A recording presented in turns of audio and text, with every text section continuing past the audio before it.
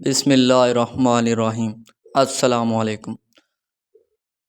ہماری روزانہ نئی ویڈیو دیکھنے کے لیے یوٹیوب چینل کو سبسکرائب کریں۔ آج کا ٹاپک ہے نیکی کا سبق۔ بچوں کی اولین تربیت ان کے گھر سے شروع ہوتی ہے، کیونکہ جب وہ پیدا ہوتا ہے تو ایک کورے کاغذ کی مانند ہوتا ہے۔ بلقیس ریاض: بچوں کی اولین تربیت ان کے گھر سے شروع ہوتی ہے، کیونکہ جب وہ پیدا ہوتا ہے تو ایک کورے کاغذ کی مانند ہوتا ہے۔ یہ والدین ہی ہیں جو اس کورے کاغذ کو خوشنما رنگوں سے نوازتے ہیں۔ جس طرح کے رنگ اس کی شخصیت میں بھریں گے، اس کے مطابق اس کی شخصیت میں چار چاند لگیں گے۔ اگر اس کے کورے کاغذ جیسے دماغ میں بدنما رنگ بھریں گے تو اس کی شخصیت بھی ویسی بدنما ہوگی۔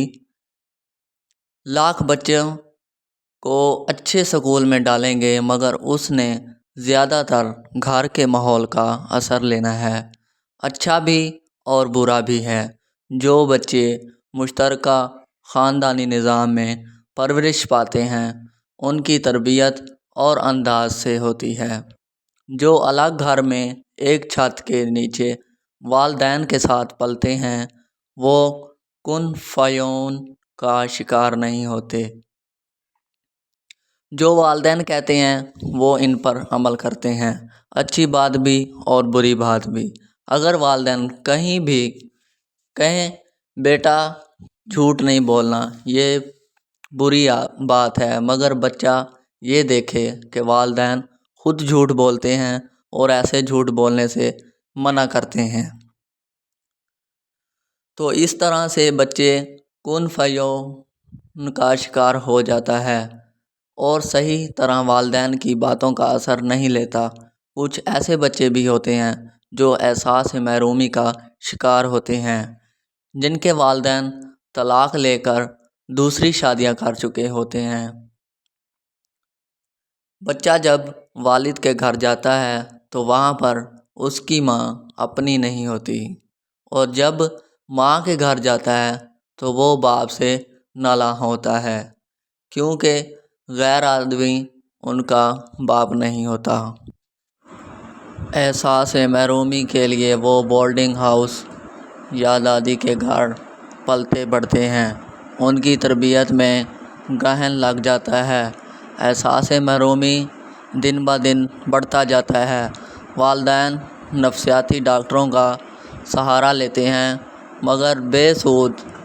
کچھ بچے جو مشترکہ خاندانی نظام میں پلتے بڑھتے ہیں وہاں ہر کوئی بچے کو اپنے انداز سے تربیت کرنے کی کوشش کرتا ہے۔ اسی حوالے سے ایک سچا واقعہ بیان کر رہی ہوں جو ایک خاتون نے مجھے بتایا۔ وہ خاتون بتانے لگیں کہ میں اپنی ساس اور نندوں کے ساتھ رہتی ہوں، چاہتی ہوں کہ بچوں کی تربیت اسلامی طرز کی کروں، انہیں گناہ، ثواب اور اللہ کے احکام اور جو اسلامی اصول ہیں ان سے آگاہ کروں، مگر کیا بتاؤں کہ مجھے ایسا کرنے کے لیے کن مشکلات سے گزرنا پڑتا ہے۔ ایک روز بچے نے دراز میں رکھے ہوئے روپوں سے 10 روپے میری اجازت کے بغیر لے کر اپنے بیگ میں رکھ لیے۔ دوسرے روز بھی اسی طرح روپے لے کر بیگ میں رکھ رہا تھا کہ میں نے دیکھ لیا۔ وہ اگرچہ کافی چھوٹا ہے اور ابھی اسے گناہ ثواب کی اتنی سمجھ بھی نہیں، لیکن میں چاہتی ہوں کہ ابھی سے بچوں کی تربیت ایسی کروں کہ وہ اچھائی اور برائی میں تمیز کرنا سیکھ جائیں۔ ابھی سے ان کے ذہن میں یہ بات راسخ ہو جائے کہ انہیں گناہ سے ہر حال میں بچنا ہے۔ اسی لیے میں نے اسے ٹوک دیا اور اسے بتایا کہ بیٹا اس طرح روپے نہیں لیتے، اپنی ماما کو پوچھتے ہیں، اس طرح لینے سے اللہ تعالیٰ ناراض ہوتا ہے اور یہ گناہ ہے۔ اس نے معصوم نگاہوں سے دیکھتے ہوئے پوچھا، ماما گناہ کیا ہوتا ہے؟ بیٹا، اس طرح چوری روپے لینے سے اللہ میاں ناراض ہوتا ہے اور بچے کو سزا دیتا ہے۔ اس لیے ہر بات ماما سے پوچھنی چاہیے۔ تمہیں روپے چاہیے تھے تو میں دے دیتی، یہ گناہ نہیں۔ اگر پوچھے بغیر لوگے تو گناہ ہے۔ میں نے یہ بات جب کہی تو اس نے وعدہ کر لیا کہ وہ ہر بات ماما کو بتائے گا اور روپے چاہیے ہوں گے تو چوری نہیں کرے گا، بلکہ ماما سے مانگے گا تاکہ گناہ نہ ہو۔ یہ کہہ کر وہ اپنی پھوپھی کے کمرے میں چلا گیا اور سارا ماجرا اسے بتایا اور کہا، پھوپھی چوری روپے لے تو اللہ میاں سزا کے طور پر دوزخ میں ڈالے گا۔ پھوپھی نے پیار کرتے ہوئے جواب دیا، توبہ، تمہاری ماں تو بہت ہی سخت ہے، اتنے سے بچے کے ساتھ گناہ ثواب کی باتیں کرتی ہے۔ وہ روپے تمہارے پاپا کی کمائی کے ہیں، اس میں گناہ والی کون سی بات ہے؟ اللہ کوئی گناہ نہیں دے گا، بچے معصوم ہوتے ہیں۔ معصوم بچے کو یہ سب سن کر عجیب پریشانی ہوئی۔ وہ سمجھ نہیں پا رہا تھا کہ کون ٹھیک کہہ رہا ہے۔ ایک طرف اس کی ماں تھی جو اسے کچھ اور سبق پڑھا رہی تھی اور دوسری طرف پھوپھی تھی جو اسے بالکل الٹ باتیں بتا رہی تھی۔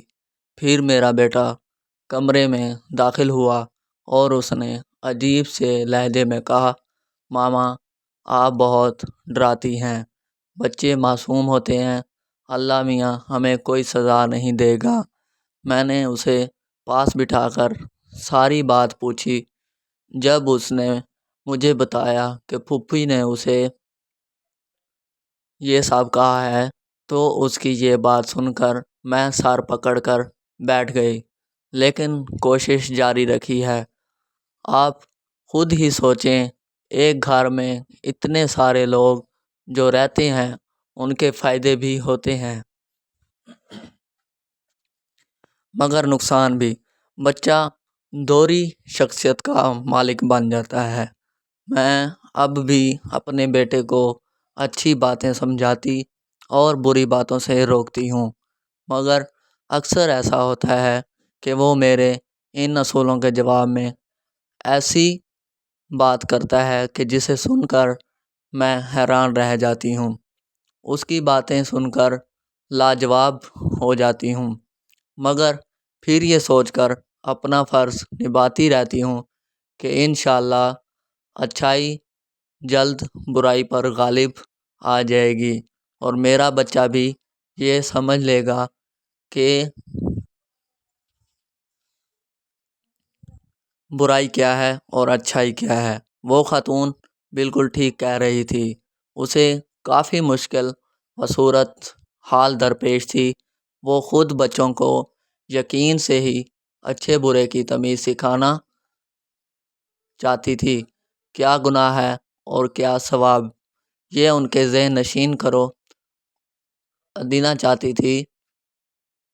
لیکن اس کے گھر میں ہی بچوں کو ایک مختلف نقطہ نظر بتایا جا رہا تھا۔ مشترکہ خاندانی نظام کی خوبیاں بھی ہیں، کئی مشکلات اور مسائل بھی آسانی سے حل ہو جاتے ہیں۔ جو والدین الگ رہ کر بچوں کی پرورش کرتے ہیں